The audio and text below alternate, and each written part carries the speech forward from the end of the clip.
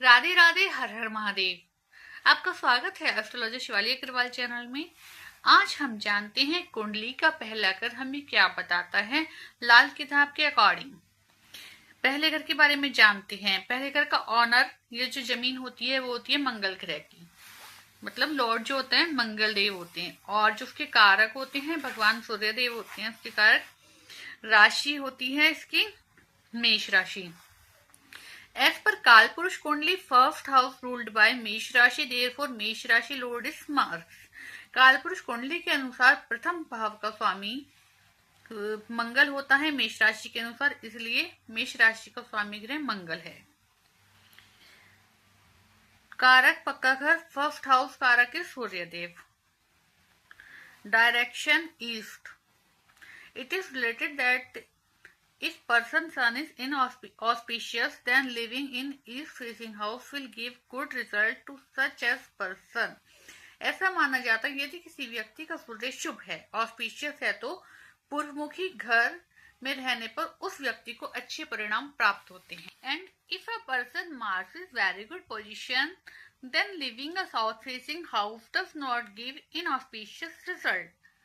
ऐसा माना गया है कि यदि किसी व्यक्ति का मंगल बहुत ही अच्छी स्थिति में है तो दक्षिण मुखी घर होना भी शुभ परिणाम नहीं देता। जिस व्यक्ति का मंगल बहुत अच्छी स्थिति में क्यों ना हो, लेकिन दक्षिण मुखी यदि उसका घर है, साउथ फेसिंग घर है, तो उसको अच्छे परिणाम नहीं मिलते। In first house denote to self, body, behaviour, pride, मान प्रतिष्ठा, immunity. You as a person had soul, color, caste, strength, success, wealth owned by you, health, राज सिंहासन etc।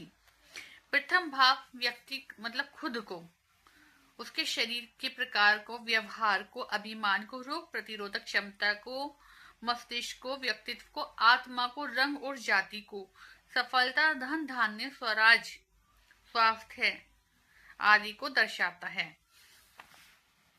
First house also represent your about बैठक room, जो आपका drawing room होता है ना, उसको दर्शाता है। फेस एंड फोरहेड, पहला घर आपके चेहरे, माथे और आपके बारे में और आपके ड्राइंग रूम के बारे में बताता है।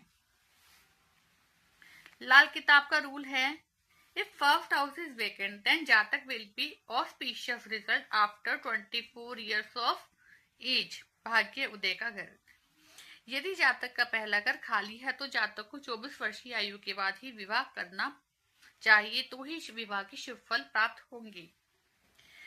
If enemy of first house placed in second house, यदि पहले घर का कोई भी शत्रु गिरे दूसरे हाउस में बैठा हो, देन जातक will facing by financial issue, निर्धनता, बट अपनी अवधि पूरी होने पर शत्रुता छोड़ देगा।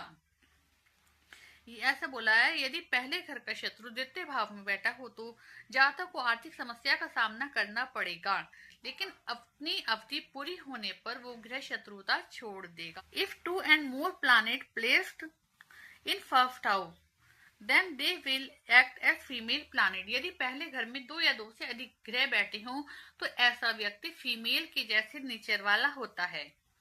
एंड सेकेंडरी, यदि 7th हाउस में 2 या 2 से अधिक प्लैनेट्स हों तो वो व्यक्ति पुरुष की तरह कार्य करता है।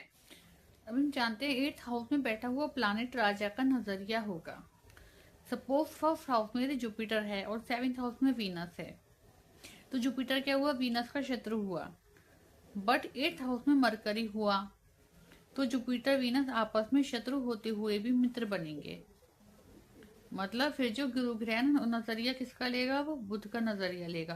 तो 8th हाउस में क्या हुआ, वो राजा का नजरिया हो गया। मतलब जैसे हमने किसी की मतलब राय ले ली कि ये बंदा ऐसा नहीं ऐसा है।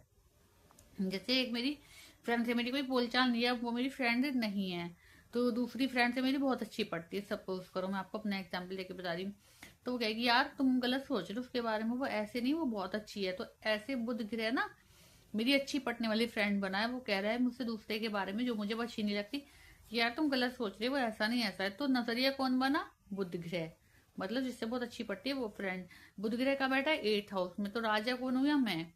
तो 8th हाउस में बैठा हुआ प्लैनेट क्या हुआ, राजा का नजरिया। बेशक 7th हाउस में शत्रु ग्रह क्यों ना बैठा हो, लेकिन वो उसे भी मित्र की तरह ही ट्रीट करेगा, क्योंकि 8th हाउस में गुरु का मित्र ग्रह बैठा हुआ है। तो ये लिखा है कि 7th हाउस में वीनस है, बट 8th हाउस में मरकरी हो तो जुपिटर वीनस आपस में शत्रु होते हुए भी मित्र बनेंगे। कॉज देख कारण क्या है इसका, देखने का नजरिया बुध बना, इस प्रकार बुध शत्रु, बुध और शुक्र मित्र बने। ठीक है, बुध और शुक्र इसलिए मित्र हो गए वीनस के। अब यहाँ पे बताया गया है जो 11th हाउस होता है कुंडली का, वो फुट होता है, राजा का फुट।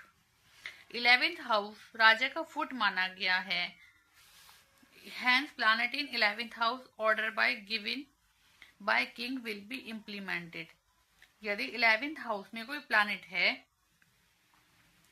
यदि राजा द्वारा दिए गए आदेश को 11वें भाव में स्थित ग्रहों के क्रम में पालन किया जाएगा। यदि 11th हाउस में कोई मतलब प्लैनेट है, तो जैसे फर्स्ट हाउस कुछ भी योजना बनाएगा तो वो उसकी पूरी हो जाएगी, क्योंकि 11th हाउस राजा का फुट है।